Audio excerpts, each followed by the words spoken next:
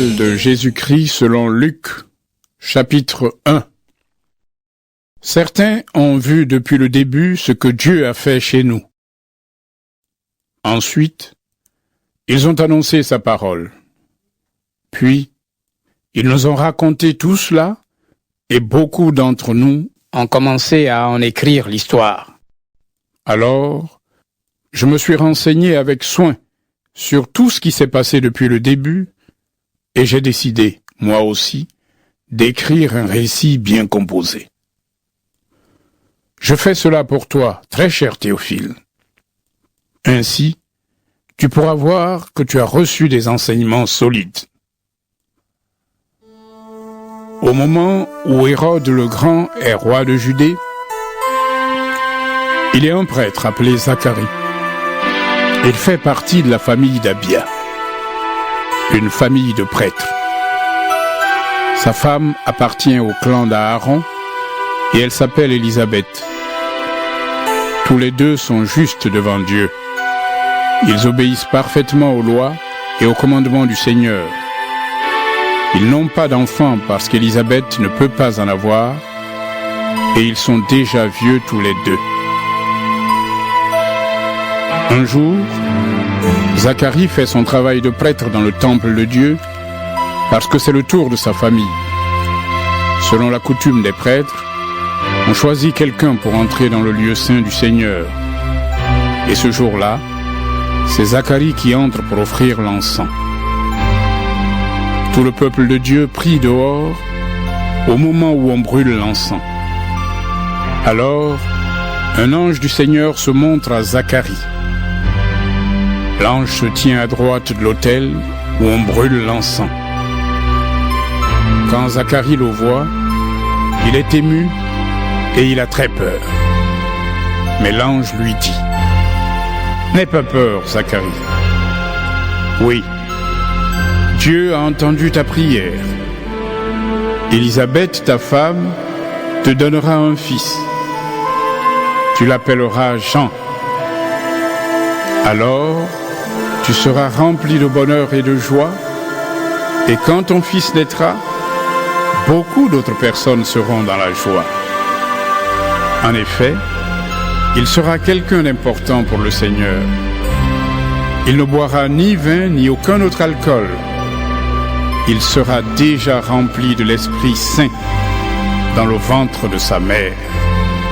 Il ramènera beaucoup de gens d'Israël vers le Seigneur leur Dieu.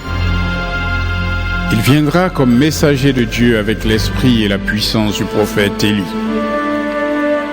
Comme Élie, ton fils fera la paix entre les parents et leurs enfants. Il changera le cœur de ceux qui n'obéissent pas à Dieu. Et ils se mettront à penser comme des personnes justes. Ainsi, il formera pour le Seigneur un peuple bien préparé. Zacharie dit à l'ange : « Comment savoir que c'est vrai ? Je suis bien vieux et ma femme aussi est âgée. » L'ange lui répond : « Moi, je suis Gabriel. Je me tiens devant Dieu pour le servir.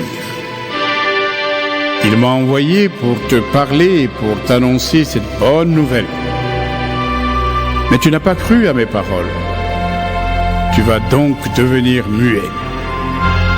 Et tu ne pourras plus parler jusqu'au jour où tout cela se réalisera. Oui, ce que je t'ai dit arrivera au moment que Dieu a fixé. Pendant ce temps, le peuple attend Zacharie. Les gens s'étonnent de le voir rester si longtemps dans le lieu saint. Quand il sort, il ne peut pas leur parler. Il leur fait des signes et il reste muet. Alors les gens comprennent qu'il a vu dans le lieu très saint quelque chose venant de Dieu. Puis, quand Zacharie a fini son temps de service dans le temple, il rentre chez lui. Après cela, sa femme Élisabeth devient enceinte et pendant 5 mois, elle se cache dans sa maison. Elle se dit : « Voilà ce que le Seigneur a fait pour moi. J'avais honte devant mon peuple parce que je n'avais pas d'enfant. Mais maintenant, Le Seigneur s'est occupé de moi. Il a enlevé ma honte. Élisabeth est enceinte depuis 6 mois. Voici que Dieu envoie l'ange Gabriel dans une ville de Galilée appelée Nazareth. Il l'envoie chez une jeune fille promise en mariage à un homme appelé Joseph. Joseph a pour ancêtre le roi David, et le nom de la jeune fille est Marie.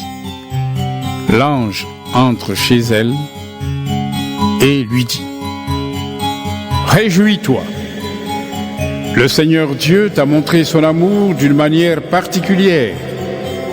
Il est avec toi. En entendant cela, Marie est très émue. Elle se demande: Que veut dire cette façon de saluer? L'ange lui dit: N'aie pas peur, Marie. Oui, Dieu t'a montré son amour d'une manière particulière. Tu vas attendre un enfant, tu mettras au monde un fils, et tu l'appelleras Jésus. Personne ne sera aussi important que lui. On l'appellera Fils du Dieu très haut.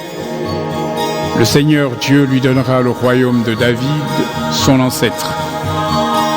Il sera le roi du peuple d'Israël pour toujours, et son pouvoir ne finira jamais. Marie dit à l'ange: Comment cela va-t-il arriver? En effet, je ne vis pas avec un homme. L'ange lui répond: L'Esprit Saint viendra sur toi, et la puissance du Dieu très haut te couvrira comme l'ombre. C'est pourquoi l'enfant qui va naître sera saint, et on l'appellera Fils de Dieu. Écoute, Élisabeth, qui est de ta famille, elle aussi est enceinte et elle aura un fils. Pourtant, elle est vieille. On disait qu'elle ne pouvait pas avoir d'enfant. Et maintenant, elle est enceinte depuis 6 mois. Non, rien n'est impossible pour Dieu. Marie répond: Je suis la servante du Seigneur. Que Dieu fasse pour moi ce que tu as dit. Alors, l'ange la quitte. Peu de temps après, Marie s'en va. Elle marche vite vers les montagnes, dans une ville de Judée. Elle entre dans la maison de Zacharie et salue Élisabeth. Quand Élisabeth entend la salutation de Marie, l'enfant remue dans son ventre. Alors Élisabeth est remplie de l'Esprit Saint. Elle dit d'une voix forte: Dieu te bénit plus que toutes les autres femmes, et il bénit aussi l'enfant que tu portes en toi. La mère de mon Seigneur vient chez moi. Quel honneur pour moi! Oui, comme mes oreilles ont entendu ta salutation, l'enfant a remué de joie dans mon ventre. Tu es heureuse.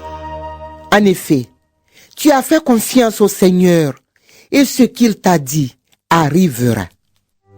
Marie dit alors: Oui, vraiment, le Seigneur est grand. Je le chante. Mon cœur est dans la joie à cause de Dieu qui me sauve. Il a fait attention à moi, sa servante sans importance. Oui, à partir de maintenant, les gens de tous les temps diront mon bonheur. Le Dieu Tout-Puissant a fait pour moi des choses magnifiques. Son nom est saint. Il sera plein de bonté pour toujours envers ceux qui le respectent avec confiance. Il agit avec beaucoup de puissance. Il chasse ceux qui ont le cœur orgueilleux. Il renverse les rois de leur siège et il relève les petits. Il donne beaucoup de richesses à ceux qui ont faim, et les riches, il les renvoie les mains vides. Il vient au secours du peuple d'Israël, son serviteur. Il n'oublie pas de montrer sa bonté. Voilà ce qu'il a promis à nos ancêtres, à Abraham et à sa famille pour toujours. Marie reste avec Élisabeth pendant 3 mois environ, puis elle retourne chez elle. C'est le moment où Élisabeth doit accoucher. Et elle met au monde un fils. Ses voisins et les gens de sa famille apprennent cela. Le Seigneur est grand. Il a été très bon pour elle. Et ils sont dans la joie avec Élisabeth. Une semaine plus tard, ils viennent pour faire circoncire l'enfant. Ils veulent lui donner le nom de son père, Zacharie. Mais sa mère prend la parole. Non, il s'appellera Jean. Ils lui disent: Dans ta famille, personne ne porte ce nom-là. Et ils font des signes au père pour lui demander. Comment veux-tu l'appeler? Zacharie demande quelque chose pour écrire. Il écrit. Son nom est Jean. Tous sont très étonnés. Au même moment, Zacharie peut de nouveau parler. Il chante la bonté de Dieu. Alors, tous les voisins ont peur, et dans toute la région des montagnes de Judée, on raconte tout ce qui s'est passé. Tous ceux qui apprennent cela le gardent dans leur cœur. Ils se demandent: Quel sera l'avenir de cet enfant? En effet, la puissance du Seigneur est avec lui. Puis, Zacharie, le père de l'enfant, est rempli de l'Esprit Saint. Alors, il parle comme un prophète. Chantons les louanges du Seigneur, le Dieu d'Israël. Il vient au secours de son peuple, il le rend libre. Il nous donne un grand sauveur dans la famille de David, son serviteur.